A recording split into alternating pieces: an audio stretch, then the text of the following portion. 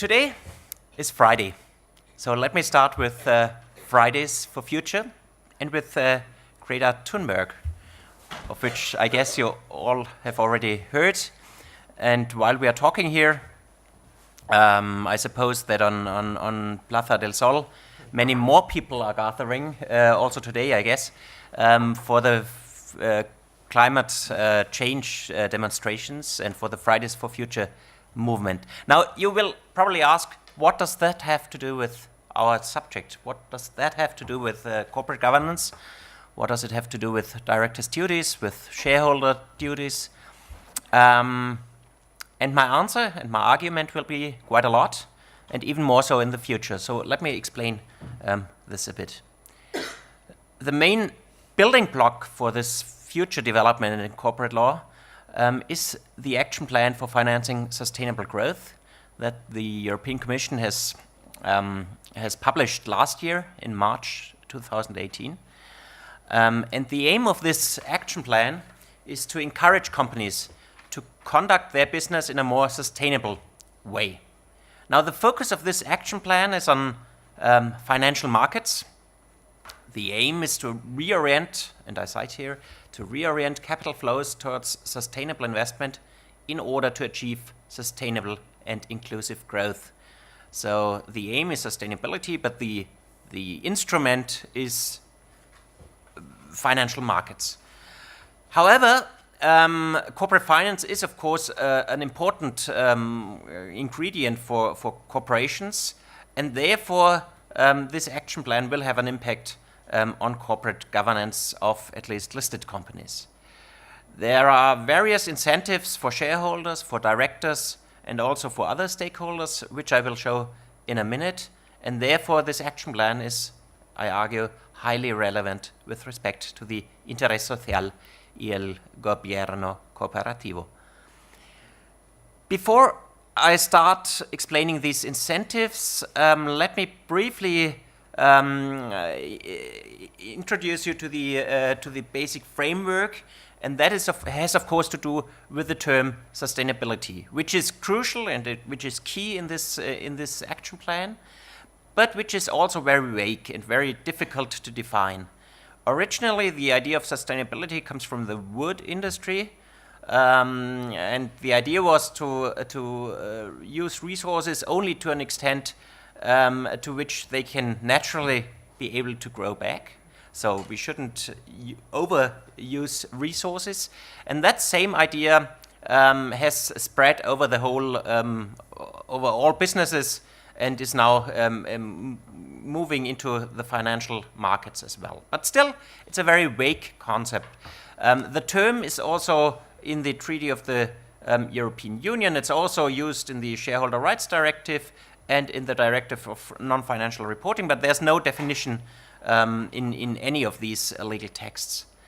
There's something that comes close to a definition in the Directive on Non-Financial Reporting, which mentions in its recitals that it means a change towards a sustainable global economy by combining long-term profitability with social justice and environmental protection. So the combination of environmental interests, social interests, but also economic interests is key to this concept. And therefore it goes hand in hand with the idea of long-termism, of corporations having long-term interests in mind, and also with the famous ESG objective, ecological, social, and governance objectives that play a key role in the corporate governance discussion. Now, the action plan aims to specify and to clarify this term of sustainability by introducing a classification system, a taxonomy, as it calls it. And it proposes a regulation on the establishment of a framework to facilitate sustainable investment, also already published last year.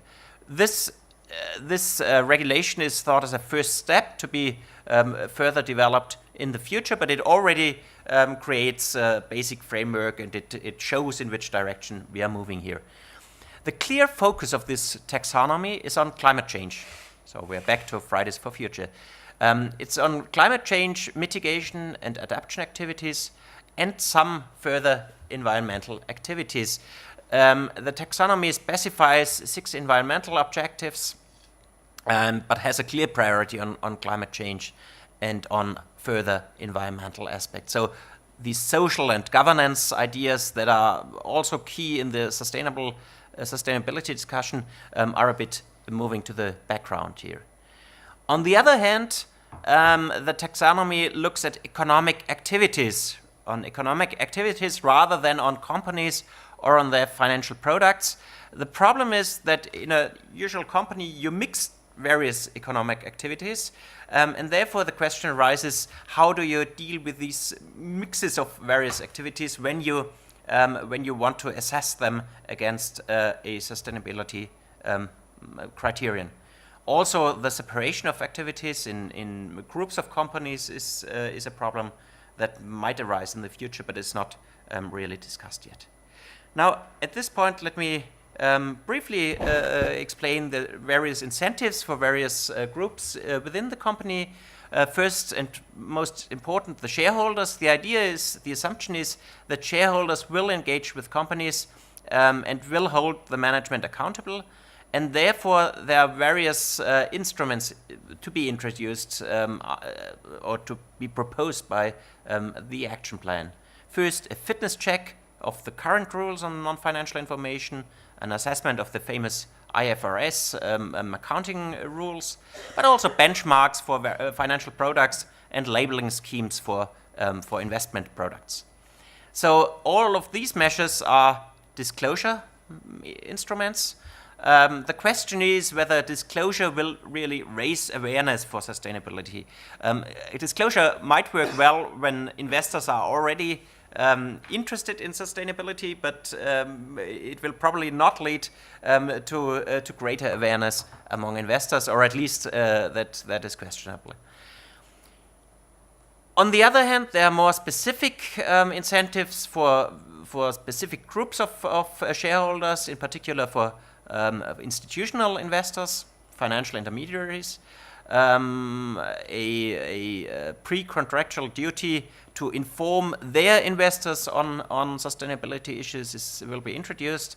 And also, and that is interesting, a requirement for institutional investors to integrate sustainability considerations into their own investment decision-making process. So this specific proposal goes far beyond disclosure. They are obliged to really think about sustainability. So that's a step forward.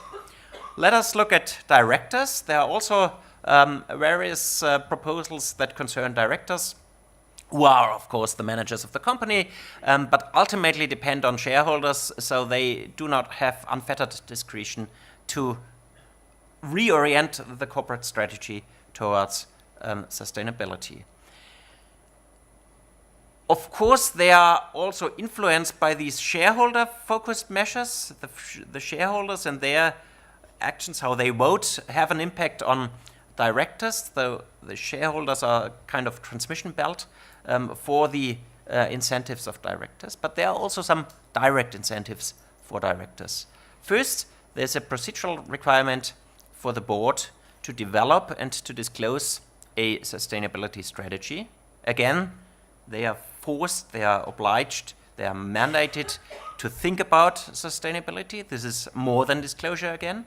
But as with the other obligation, the key question is how to enforce that. How can you enforce directors to think about and to develop a strategy on sustainability? That's a very vague and a concept that needs to be developed. A more substantive and more crucial proposal is to, I cite, clarify the rules according to which directors are expected to act in the company's long-term interest. Now, that is really going to the core of company law. It has to do with the shareholder value model. It changes the social interest of the company, and if it is really enacted in the future, it will change the way we think about corporations. In the past, this core issue has always been difficult to harmonize because the ideas are very different in various European countries. So we will see whether the Commission will be successful with that or not. If the Commission is successful, it will be a revolution for corporate law through the back door of a financial markets-oriented instrument. Finally, there are some incentive for other stakeholders, but not really. They do not really play an important role. Neither, or in particular, not. The focus is not on employees and their role in corporations. A bit more on banks, because of course it's a financial markets-oriented action plan. Now let me conclude. The action plan has a very strong focus on climate change, leaving other sustainability concerns largely aside. It also has an emphasis on disclosure, but also contains duties that go beyond disclosure. Duties on financial intermediaries and corporate boards who will need to develop sustainability strategies in the future. There's also this last proposal concerning directors' duties, and this goes to the core of company law. So despite its relation to financial markets, Mercados, Financieros, this action plan is likely to affect corporate governance fundamentally, el interés social. So the importance of this action plan is clear, I think, and it needs to be discussed also among us corporate lawyers and more generally in the corporate law arena. So thank you very much. Some references for those who want to read more about it. And thanks again for the invitation.